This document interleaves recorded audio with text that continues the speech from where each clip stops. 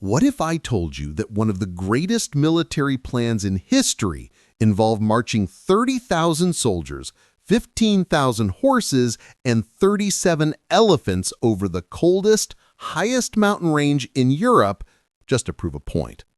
It sounds like a terrible idea, right? Like trying to pay your rent with Monopoly money. But one man was just crazy, brilliant, and angry enough to do it. This is the story of Hannibal Barca, the military genius who took on the greatest superpower of the ancient world and came this close to burning it all to the ground. So grab your winter coat and a healthy fear of elephants, because we're diving into the Second Punic War. To understand Hannibal, you need to understand why he hated Rome so much. It all starts with the First Punic War. Rome and Carthage were the two big dogs of the Mediterranean, and they both wanted the same chew toy, the island of Sicily. Carthage was a naval power with a sick navy. Rome was a land power with a sick army.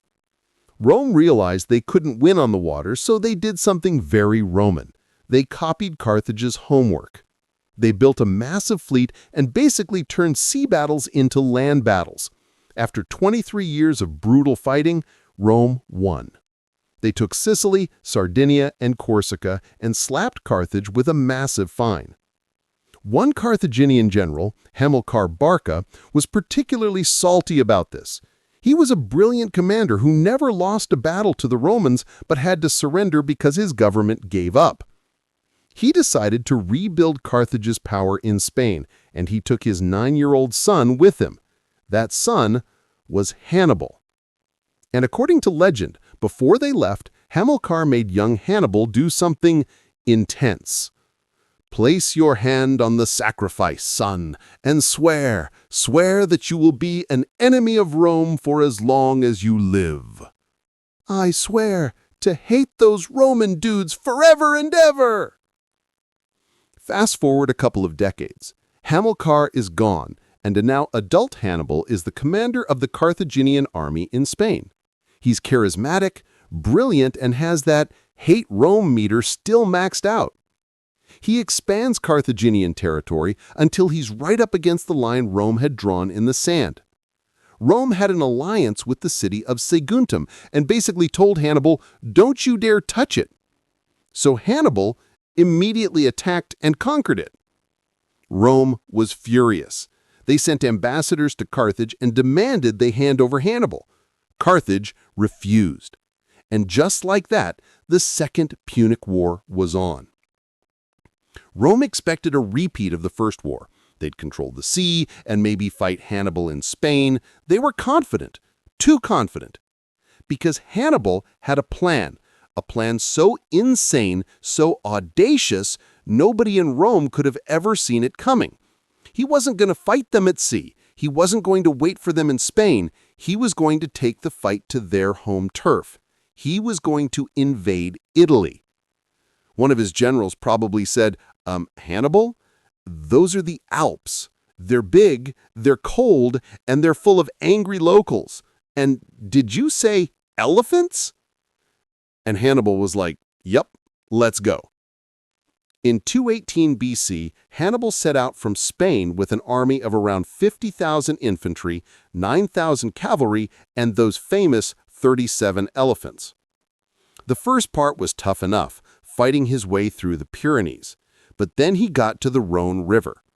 How do you get thousands of men, horses, and terrified elephants across a major river? With giant rafts. For the elephants, they had to cover the rafts with dirt to trick them into thinking it was solid ground. By the time he reached the foothills of the Alps, he was already facing hostile Gallic tribes, and the Romans were starting to realize what he was up to. But the worst was yet to come. The 15-day trek over the Alps was a nightmare. The paths were narrow and treacherous. The weather was brutal. Men and animals slipped and fell thousands of feet. And remember those angry locals? The Gallic tribes ambushed them constantly, rolling giant boulders down onto the marching column. When Hannibal finally descended into Italy, his army was a wreck. He had lost almost half his men. Only a few elephants survived. A Roman general looked at this pathetic-looking force and probably thought, this is it? This is the guy we were worried about? That'll be easy. It would not be easy. Rome sent their armies north, first at the Battle of the Trebia. Hannibal's genius was on full display. It was a cold December morning. He had his men eat a big breakfast and warm themselves by the fire. Then he sent his light cavalry to taunt the Romans. The Roman commander, full of Roman arrogance, ordered his entire army to charge, without breakfast, right through the freezing cold river. By the time they reached Hannibal's line, the Romans were frozen, hungry, and exhausted. And Hannibal had another surprise. He had hidden 2,000 men in a ditch who then burst out and attacked the Roman rear. Rome, devastated. Hannibal, 1, Rome, 0. Next up, the Battle of Lake Trasimene. This time, Hannibal went for pure psychological terror. He marched his army past the lake, then hid his entire force in the wooded hills overlooking the narrow road. The next morning, a huge Roman army marched right into the trap, blinded by a thick morning fog. When the front of the column was engaged, Hannibal gave the signal. His forces descended from the hills, sealing the exit. The Romans were trapped between the lake and Hannibal's army. It was one of the largest and most successful ambushes in military history. Another Roman army was wiped off the map. Rome was in a full-blown panic. They did what they always did in a crisis. They appointed a dictator. His name was Fabius Maximus. Fabius looked at the situation and said, "Okay, new plan. Let's not fight Hannibal." His strategy was to shadow Hannibal's army, harass his supply lines, and avoid a direct battle at all costs. This became known as the Fabian strategy. This was brilliant, but it was also deeply un-Roman. Romans wanted glorious battle, not cowardly annoyance. They started calling Fabius the delayer. After Fabius's term was up, Rome went back to its old ways. They elected 2 new consuls who promised to stop running and crush Hannibal once and for all. They raised the largest army Rome had ever fielded, over 80,000 men. They cornered Hannibal near a supply depot called Cannae. Hannibal only had 50,000 men. This was it, the final showdown. The Romans packed their infantry into a deep, narrow formation designed to punch right through the enemy center like a battering ram. Hannibal saw this and designed his masterpiece. He placed his weakest troops, his Gallic and Spanish infantry, in the center but arranged them in a forward curving crescent. On the wings, he placed his elite, veteran African infantry and his superior cavalry. The battle began.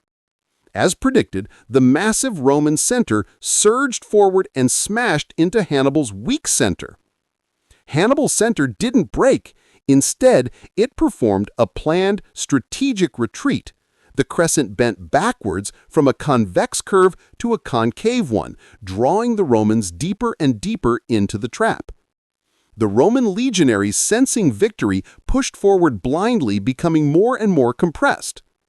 While this was happening, Hannibal's cavalry had crushed the Roman cavalry on the flanks, and now they swung around and attacked the Roman rear. At the same time, Hannibal's elite African infantry, which had been held in reserve on the wings, turned inward and attacked the Romans' exposed sides. The Roman army was completely surrounded. The double envelopment was complete.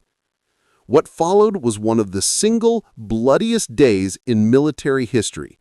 An estimated 50,000 to 70,000 Romans were killed. Hannibal only lost 6,000. After Cannae, one of his generals famously told him, "You know how to gain a victory, Hannibal, but not how to use one. March on Rome!" But Hannibal didn't. Why? Historians still debate it. He lacked siege equipment, his army was exhausted, and he hoped Rome's allies would defect now that Rome looked beaten. He wanted to dismantle the Roman Confederation. The first and only time in a major battle, Hannibal was decisively defeated. The Second Punic War was over. Rome had won. Hannibal lived for almost 20 more years, a hunted man, moving from court to court in the east, always hounded by the Romans who would never forgive him. Finally, cornered by Roman agents, he took his own life, supposedly with poison he had long carried in a ring, denying them the satisfaction of capturing him. So what is his legacy? He never achieved his lifelong goal of breaking Rome. He lost the war. But his journey, his brilliance, and his audacity have made him a legend. He was Rome's greatest nightmare, a boogeyman they used to scare their children with for centuries. He proved that even the mightiest superpower can be brought to its knees by one determined, brilliant mind. What do you think was Hannibal's most brilliant move? Let me know in the comments below, and for more stories of history's most fascinating figures, be sure to subscribe. Thanks for watching.